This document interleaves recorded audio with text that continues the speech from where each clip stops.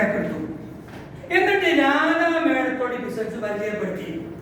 George sir Radha മേഡത്തോട് ഈ business പരിചയപ്പെടുത്തി. അപ്പൊ രാധാ മേഡം എന്ത് ചെയ്തു? ഇന്നത്തെ 2500 തരാനുള്ള 5000 തരാനില്ല.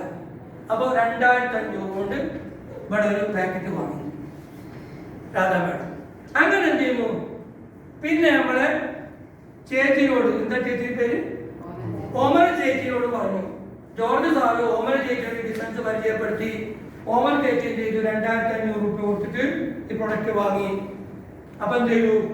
ജോർജ് സാറ് രാധാ മേഡത്തോട് ഈ ബിസിനസ് പറഞ്ഞതുകൊണ്ട് എത്ര കിട്ടി? അവിടുന്ന് 675 രൂപ കിട്ടുക. അതെന്തേ അങ്ങനെ? എന്തേ ഇവിടെ കൂടി നിങ്ങൾ കാണണ്ടോ? എന്തേ കൂടിയത്? ജോർജ് സാറിന്റെ പാക്കേജ് 10000 ആയിക്കോടെ കൂടിയത്. മനസ്സിലായോ? ഇനി ഇവിടെ ഓമന ചേച്ചിയോട് പറഞ്ഞു അല്ലേ? അപ്പൊ ഓമന ചേച്ചി ബിസിനസ്സിലേക്ക് വന്നുകൊണ്ട് എന്ത് കിട്ടി? ജോർജ് സാറിന് 675 അതും കിട്ടി. രണ്ടാമത് 660 കിട്ടിയില്ലേ? ഇനി ഞാൻ നേരത്തെ പറഞ്ഞ മാതിരി ഇവിടെ ജോഡി ഒത്തിട്ടുണ്ട് ഇല്ലേ? ഒരു പേര് മാച്ച് ചെയ്തില്ലേ? അതുകൊണ്ട് എത്ര കിട്ടും? 400 കിട്ടും. അപ്പൊ എത്രയും കൂട്ടിയോ പണി? 1000 സംശയം നമുക്ക് പറഞ്ഞൂടി.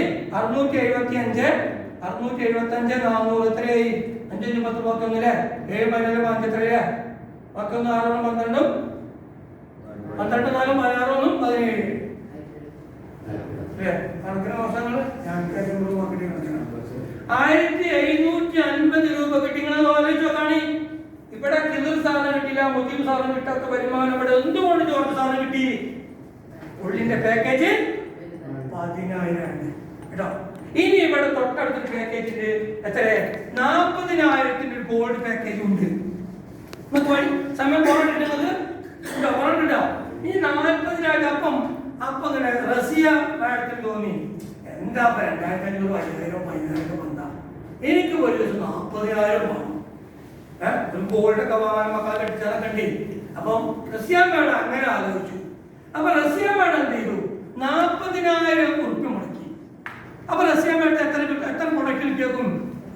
16 പ്രൊഡക്റ്റ് കിട്ടിയില്ലേ? അതിന് അപ്പൊ പറഞ്ഞ പാക്കേജ് ഗോൾഡ്. മനസ്സിലായത്? അപ്പൊ റസിയ മാഡം എന്ത് ചെയ്തു? ഇത് റസിയ മാഡം എന്ത് ചെയ്തു? സുബൈദ മാഡത്തോട് ബിസിനസ് പറഞ്ഞു. സുബൈദ അങ്ങനെ കുട്ടികളെ കിട്ടിയാലൊക്കെ മക്കളെ പഠിച്ചാലൊക്കെ ഞാൻ ഇതിൽ പല സംഗതി പറഞ്ഞെടുത്തപ്പോ സുബൈദ മാഡം പറഞ്ഞു 40000 തരാൻ റസിയ എന്റെ അടുത്തില്ല, ഞാനൊന്ന് ടെസ്റ്റ് ചെയ്ത് നോക്കട്ടെ. അപ്പൊ ഇവിടെ എന്ത് ചെയ്തു? റസിയ മാഡം പറഞ്ഞിട്ട് സുബൈദ മാഡം 2500 രൂപ കൊടുത്തു. എന്നാല് ഇവിടെ റസിയ മാഡത്തിന് എന്താ കിട്ടുക? 780 രൂപ കിട്ടും. എത്ര?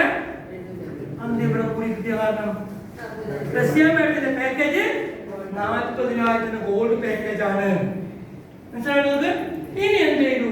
ഈ റസിയ മാഡം എന്ത് ചെയ്തു? ഒരാൾ മുജീബ് സാറ് മമ്പാടിനോട് പറഞ്ഞു.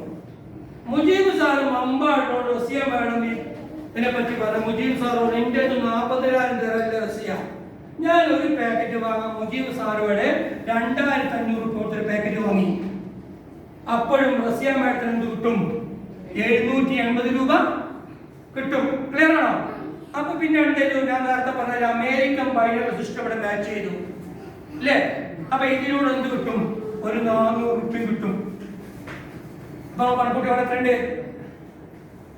700 700 ഞാൻ പറഞ്ഞോട്ടെ, കൂട്ടാൻ പറ്റില്ല.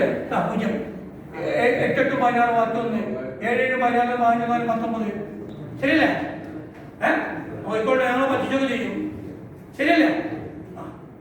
1960 രൂപ കിട്ടി.